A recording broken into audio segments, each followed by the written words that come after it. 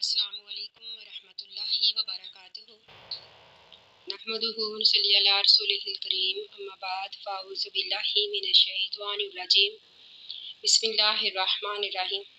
آج ہم شروع کریں گے انشاءاللہ سورۃ الانفال۔ سورۃ انفال جو ہے مدنی سورت ہے، اس کی 75 آیات ہیں اور 10 رکوع ہیں، اور انفال کا مطلب ہے مال غنیمت۔ اللہ تعالیٰ فرماتے ہیں یسألونہ کا سوال کرتے ہیں آپ سے اے نبی۔ یہاں پر کاف سے مراد ہمارے نبی صلی اللہ علیہ وآلہ وسلم ہے۔ اللہ تعالیٰ ہمارے نبی سے مخاطب ہے۔ اللہ تعالیٰ فرماتے ہیں کہ سوال کرتے ہیں آپ سے اے نبی انل انفالی مال غنیمت کے بارے میں۔ انفال کا مطلب ہے وہ مال جو کافروں کے ساتھ جنگ میں ہاتھ لگے، اس کو مال غنیمت کہتے ہیں۔ انفال جو ہے نفل کی جمع ہے جس کے معنی ہے زیادہ۔ یہاں پر اس کو زیادہ اس لیے بھی کہتے ہیں کیونکہ یہ ایک زائد چیز ہے جو امت محمدیہ پر حلال کی گئی، جو کہ پہلی امتوں پر حرام تھی، یعنی مال غنیمت پہلی امتوں پر حرام تھا، اللہ تعالیٰ نے اس کو امت محمدیہ پر حلال کیا، اس لیے بھی اس کو نفل کہتے ہیں۔ یا پھر اس کو نفل اس لیے کہتے ہیں کہ جہاد کا جو اجر آخرت میں تو ملے گا ہی، لیکن یہ ایک زائد چیز ہے جو بعض اوقات ہاتھ لگ جاتی ہے، یعنی مال غنیمت جہاد کے اجر کے علاوہ ایک زائد چیز ہے، اس لیے بھی اس کو نفل کہتے ہیں۔ اللہ تعالیٰ فرماتے ہیں کل اے نبی آپ کہہ دیجئے الانفال مال غنیمت جو ہے للہ اللہ کے لیے ہے، والرسولی اور رسول کے لیے ہے، یعنی اس مال غنیمت کو اللہ کے رسول اللہ کی مرضی سے تقسیم کریں گے، تم آپس کی مرضی سے تقسیم نہیں کرو گے۔ فاتقوا اللہ فتقوا پس تم ڈرو اللہ اللہ سے، واصلحوا اور اصلاح کرو ذات بینکم آپس میں، یعنی اللہ سے ڈرو اور آپس میں اصلاح کرو۔ وَأَطِیعُوا اللہ اور اطاعت کرو اللہ کی، ورسولہ اور اس کے رسول کی، ورسولہ میں ہو کی ضمیر اللہ کی طرف جاتی ہے، یعنی اطاعت کرو اللہ کی اور اللہ کے رسول کی، ان کنتم اگر ہو تم مومنین ایمان والے۔ اب اس آیت سے ہمیں یہ معلوم ہوا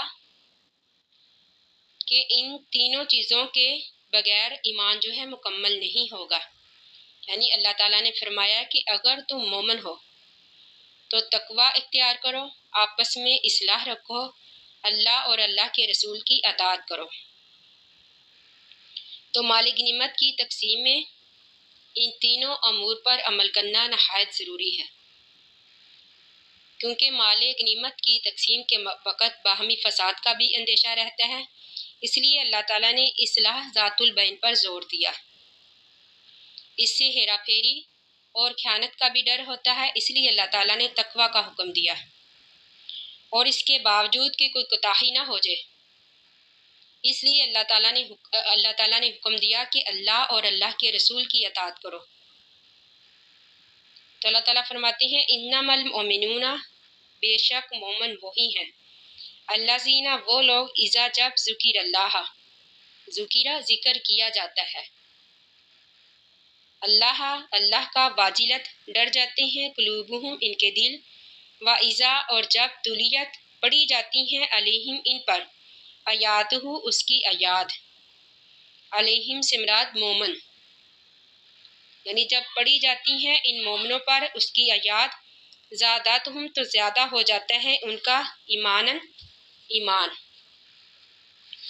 یہاں پر اللہ تعالیٰ نے ایمان والوں کی 4 خصلتیں بیان کی ہیں۔ پہلے نمبر پر تو اللہ اور اللہ کے رسول کی اطاعت، دوسرے نمبر پر اللہ تعالیٰ نے فرمایا کہ اللہ کا ذکر سن کر ان کے دل ڈر جاتے ہیں، تیسرے نمبر پر اللہ تعالیٰ نے فرمایا کہ جب ان پر اللہ تعالیٰ کی آیات پڑھی جاتی ہیں تو ان کا ایمان زیادہ ہو جاتا ہے، وَعَلَىٰ رَبِّهِمْ اور اپنے رب پر یتوکلون وہ بھروسہ کرتے ہیں۔ اب یہ چوتھی صفت ہے کہ ایمان والے جو ہیں وہ اپنے رب پر بھروسہ کرتے ہیں، یعنی صرف ظاہری اسباب کو ہی سب کچھ نہیں مان لیتے، یعنی ظاہری اسباب ملنے کے بعد ان کا یہ عقیدہ ہوتا ہے کہ اصل مشیت کار تو اللہ تعالیٰ کی ذات ہے، یعنی یہ ظاہری اسباب، ظاہری حالات ہمارا کچھ نہیں بگاڑ سکتے جب تک کہ اللہ تعالیٰ کی مرضی اس میں شامل نہ ہو۔ یعنی وَعَلَىٰ رَبِّهِمْ يَتَوَكَّلُونَ، اپنے رب پر بھروسہ کرتے ہیں۔ الذین، وہ لوگ یقیمون الصلاۃ، یقیمون قائم کرتے ہیں، الصلاۃ نماز، ومما، اور وہ جو رزقناہم، ہم نے رزق دیا ان کو، ینفقون خرچ کرتے ہیں۔ یعنی یہ بھی ایمان والوں کی صفتیں ہیں کہ وہ نماز قائم کرتے ہیں اور اپنے رزق میں سے اللہ کی راہ میں خرچ کرتے ہیں۔ اولئک، یہی وہ لوگ ہیں، ہم المؤمنون، جو کہ ایمان والے ہیں، حقاً سچے۔ اللہ تعالیٰ فرماتے ہیں کہ یہ جو ایمان والوں کی صفتیں بیان کی ہیں، یہی ایمان والے حقیقی ایمان والے ہیں۔ لاہم، ان کے لیے درجات، درجے ہوں گے، عند ربہم، ان کے رب کے پاس، ومغفرۃ، اور بخشش ہوگی، ورزق، اور رزق ہوگا، کریم، باعزت۔ یعنی ایسے لوگوں کے لیے اللہ تعالیٰ کے ہاں بہت بڑا اجر ہوگا۔ کما، جیسا کہ اخرجہ کا، نکالا آپ کو، ربو کا، آپ کے رب نے، من بیتی کا، آپ کے گھر سے، یعنی کما اخرجہ کا، جیسا کہ نکالا آپ کو بدر کے موقع پر۔ یہاں پر جنگ بدر کا ذکر ہے۔ اللہ تعالیٰ فرماتے ہیں اے نبی، جیسا کہ آپ کو نکالا آپ کے رب نے، من بیتی کا، آپ کے گھر سے، یعنی مدینہ سے، بالحق کی، ساتھ حق کے، وَإِنَّا، اور بے شک، فریقاً، ایک گروہ، من المؤمنین، ایمان والوں میں سے، لَکَارِہُونَ، ناخوش تھا۔ اب اس آیت میں جنگ بدر کا ذکر ہے، یعنی یہ آیات جو ہیں جنگ بدر کے بارے میں نازل ہوئی۔ جنگ بدر جو تھی 2 ہجری میں ہوئی، جو کہ کافروں کے ساتھ پہلی جنگ تھی۔ ایک تو یہ جنگ بغیر منصوبہ بندی کی ہوئی، یعنی بغیر تیاری کی ہوئی، تعداد بھی مسلمانوں کی کم تھی اور مسلمانوں کے پاس اسلحہ بھی نہیں تھا۔ اس لیے اللہ تعالیٰ نے فرمایا وَإِنَّ فَرِيقًا مِنَ الْمُؤْمِنِينَ لَكَارِهُونَ، کہ بے شک ایک گروہ ایمان والوں میں سے ناخوش تھا۔ یعنی ناخوش اس وجہ سے تھا، اپنی کم تعداد کی وجہ سے، اپنی بغیر تیاری کی وجہ سے۔ اصل میں مسلمان حضرت ابو سفیان رضی اللہ تعالیٰ عنہ، جو کہ ابھی مسلمان نہیں ہوئے تھے، ان کے لشکر کے لیے نکلے تھے۔ وہ اپنا لشکر لے کر مکہ کی طرف جا رہا تھا، یعنی شام سے مکہ کی طرف جا رہا تھا۔ تو مسلمان ابو سفیان کے لشکر پر حملہ کے لیے نکلے تھے، یعنی ابو سفیان کا جو تجارتی قافلہ تھا اس پر حملے کے لیے نکلے تھے، لیکن ابو سفیان کو پہلے سے ہی علم ہو گیا تو اس نے اپنا راستہ بدل لیا اور مکے میں ابو جہل کو اطلاع بھجوا دی۔ تو ابو جہل ایک لشکر لے کر اپنے تجارتی قافلے کی حفاظت کے لیے نکلا، لیکن ابو سفیان نے تو راستہ بدل لیا۔ تو پھر اللہ تعالیٰ نے مسلمانوں کو یہ وعدہ دیا کہ تم کو دونوں لشکروں میں سے ایک ضرور ملے گا، یا پھر تجارتی قافلہ تو یا پھر لشکر قریش۔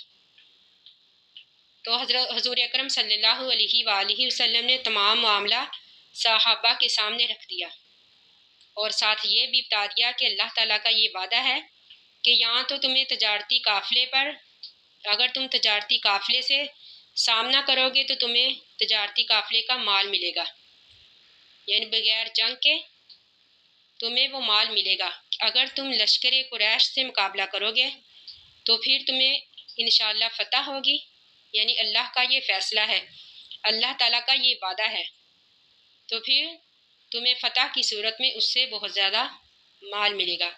لیکن صحابہ میں سے بعض صحابہ نے تو تردد کیا اس جنگ کے لیے، یعنی یہی وجہ تھی اپنی تعداد کم ہونے کی وجہ سے، کیونکہ مسلمانوں کی کوئی تیاری نہ تھی اور ان کی تعداد بہت زیادہ تھی۔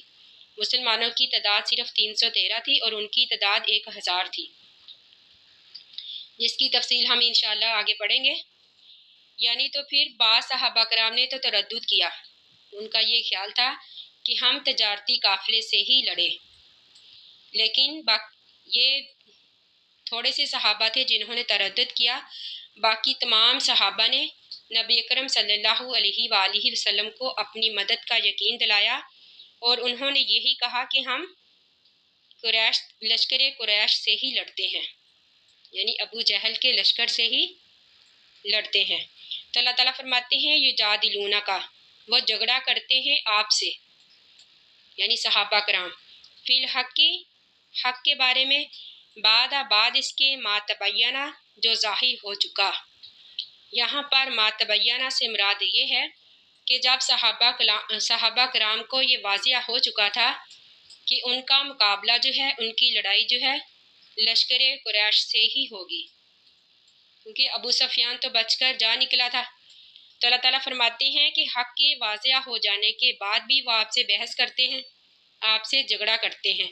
کانما، گویا کہ یساقونا، وہ ہانکے جا رہے ہوں، الی الموت، موت کی طرف، وہم، اور وہ ینظرون، دیکھ رہے تھے۔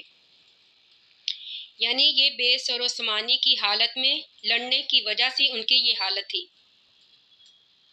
یعنی ان کے دل میں یہ خیال تھا کہ ہمارے پاس سامان بھی نہیں ہے، ہماری تعداد بھی کم ہے، تو اس وجہ سے ان کی جو حالت تھی اس آیت میں اسی حالت کا ذکر ہے۔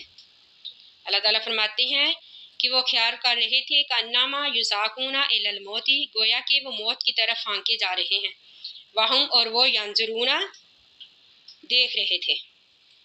یعنی بعض مسلمانوں کی جو کیفیت تھی، یعنی بعض مسلمان یہ چاہتے تھے کہ ہم ابو جہل کے لشکر سے نہ لڑیں بلکہ ابو سفیان کے لشکر سے لڑیں، یعنی ابو سفیان کے تجارتی قافلے سے لڑیں۔